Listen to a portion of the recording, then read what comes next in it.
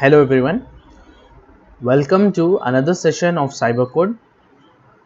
In this session, we are going to see about Python data types. So I'll cover Python data types completely in this session. So make sure you watch it in the end. So let's start.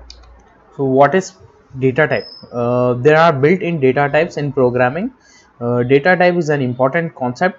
Variables can store data of different types, and different types can do different things. So just suppose x is the variable, and this variable can store the data of different types. It can be a string, it can be an integer, it can be a float, it can be complex, it can be boolean, it can be anything. So Python has the following data types built in by default. So there are few data types in Python which are built in Python by default. So let's see what are those. So for text type data type, we have str, string. For numeric types, we have the data types int, float, and complex. For sequence types, we have list, tuple, range. And for mapping type, we use the data type dict. Set types, set, frozen set is used. In boolean type, the data type bool. And for binary types, bytes, byte array, memory view is used. Okay, hope it's clear. Let's move ahead. Getting the data type. You can get the data type of any object by using the type function. Example, print the data type of the variable x. So x contains the value 5. Now if I'm asking Python to print me type of x, so type of x is will be int. Sorry, yeah. So it will be integer. The number Python will give me output as class int. So I have executed this code in my previous session. Make sure you check it out. So let me give examples, and example with the data type x is equals to 20. You can see 20 is int and x is equals to 20.5. This is how float data type looks like.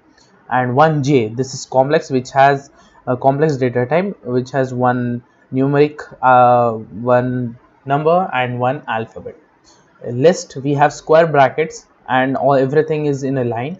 In tuple, everything is in the line and we have curve brackets.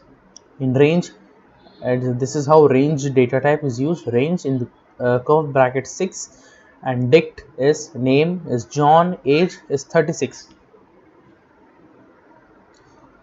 and set is x is equals to apple, comma banana, comma cherry. So this is a set. Sets are used in flower brackets, and frozen sets are used in two brackets. First we must write frozen set, we must specify the data type apple, banana and cherry, and bool is true or false, and bytes are b, hello. Byte array is byte array. In the bracket you have to write the number, anything, any desired number of your code, and memory view is bytes 5.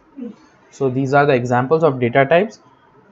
Setting the specific data type. If you want to specify the data type, you can use the following constructor functions. Let's see what those are. So if you are setting and you are giving the data type to Python as input, then this is how you are supposed to use them. If you are already giving integer as 20, then you must write it as x is equals to int in brackets 20. For float, it must be float 20.5. For complex, it must be 1j, and list, it goes on like this with curve brackets apple, banana, cherry, and tuple goes like this. Apple, list and tuple are both same, only difference is the data type, the difference, the word difference. X is equals to range, x is equals to dict, x is equals to set, x is equals to frozen set, x is equals to bool, x is equals to bytes, x is equals to byte array, x is equals to memory view bytes. Okay, so this is the end of the session. I have covered everything about data types in this session. I'll see you in the next session. In next sessions, we are going to learn about Python numbers. Everything will be in the depth and detail. So this is all you need to know about data types. Okay. So see you in the next session. Thanks for watching.